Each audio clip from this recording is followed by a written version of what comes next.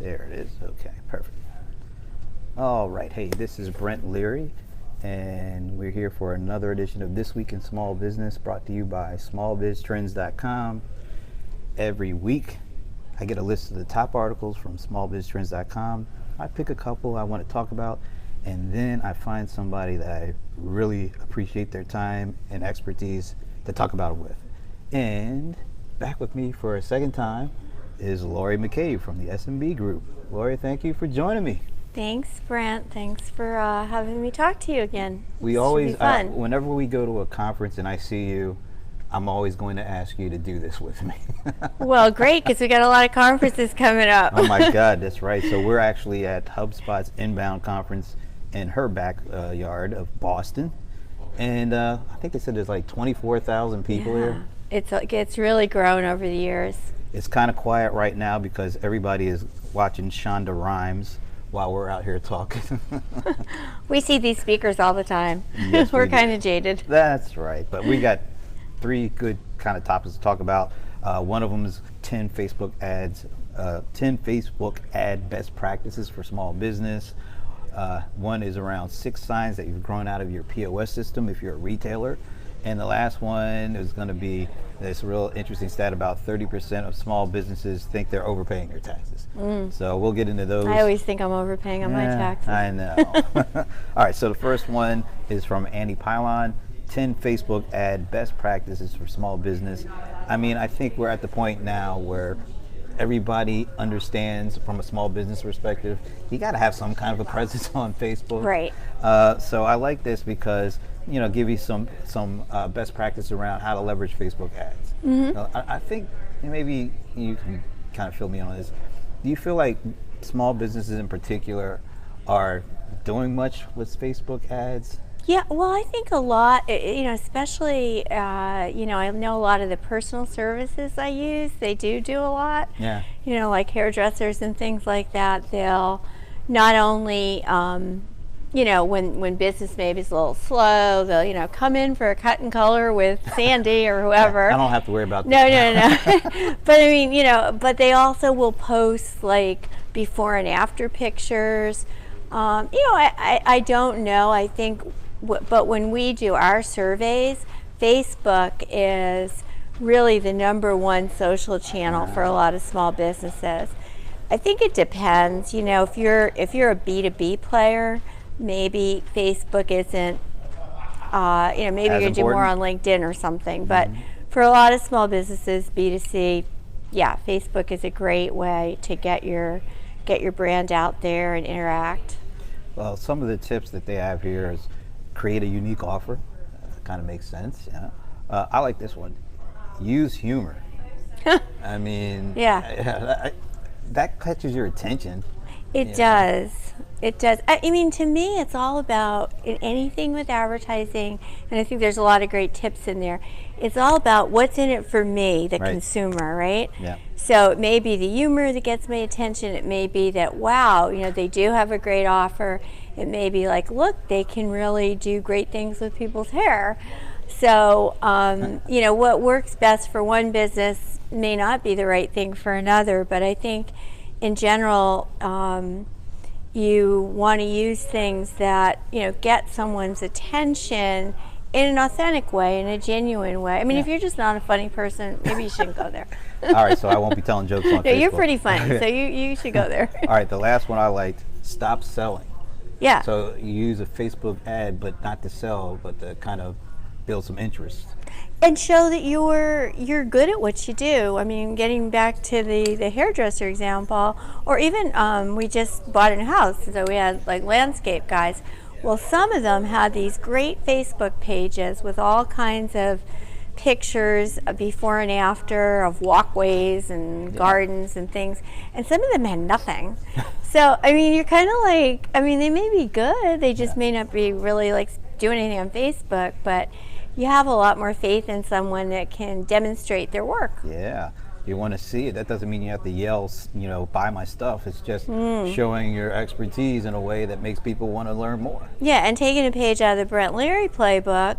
So, nowadays it's pretty easy well, not for me, because a lot of these gadgets maybe beyond me, but like for a lot of people, it's pretty easy to just create a video where you could talk about something too. So maybe if you are something where you don't have a product, a physical product, you're an attorney or you're some kind of consultant, maybe you just do a video where you give some tips.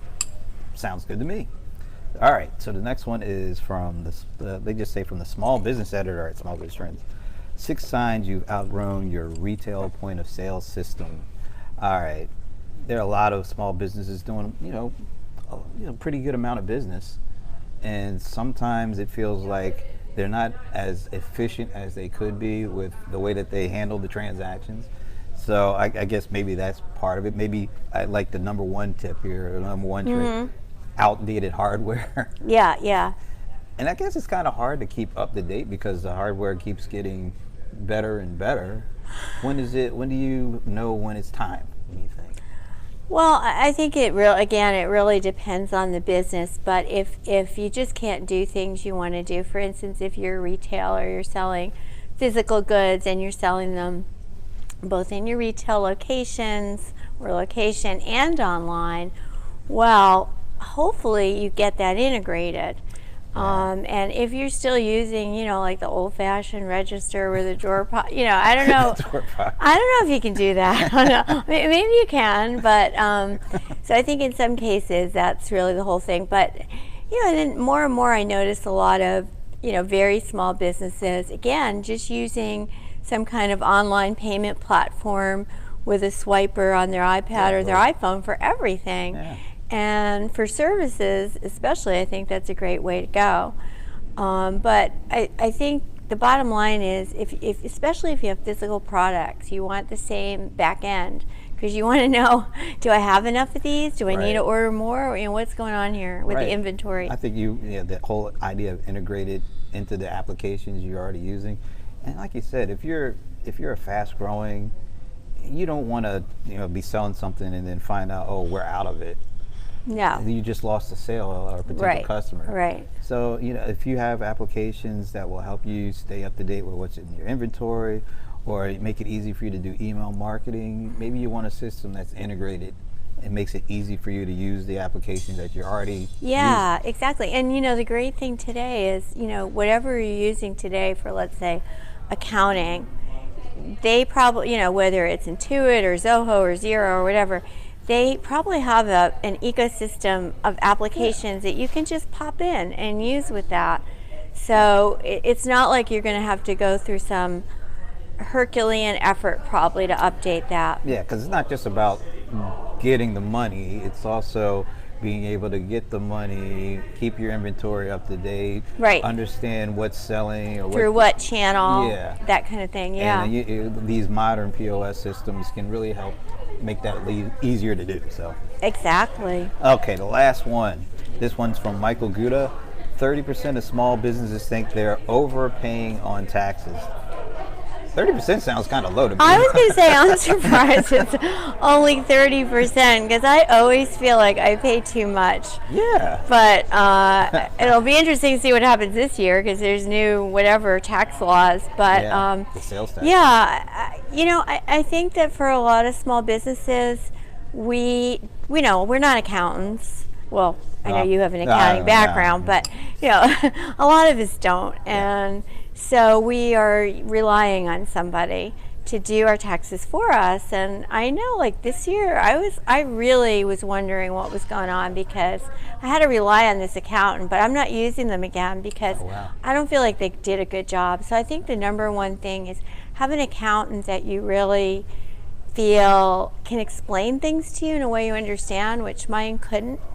And if not, get another one because there's a lot of accountants out there. Right. Now, we went to a conference a few months ago with Xero, and one of the things that stands out about that is they said during their research, and they're really big on not just providing the platform, but having their advisor network. Right. And they say that small businesses do better when they have an accountant as an advisor. Totally agree, but it's got to be a good accountant. Yes. Yeah, like the company I worked with, they had the same guy, and then he retired, and I really liked him. But the new guy, I don't know, New kind of guy. shaky. New guy wasn't up to snuff. No. Nah, that's got to be careful of those new guys. Yeah. All right, one other stat I liked here. 90% of the small businesses say they are confident about their accuracy of their financial records. That's a high number. That is, and especially when we just went through the thing that we may be overpaying. 30% think they're overpaying. So, but you know, with the research background that I have, you often find findings that are contradictory. Right. I think they want to believe that they have a good grip on things. Yeah, and maybe it's saying, hey, we think our records are good. We just think, we're Tax system it sucks, right? Yeah. Exactly. Interesting stuff. All right. Yeah. So that was our 3 for this week. Once again, check out all the articles, the ones we talked about, the other ones on the list.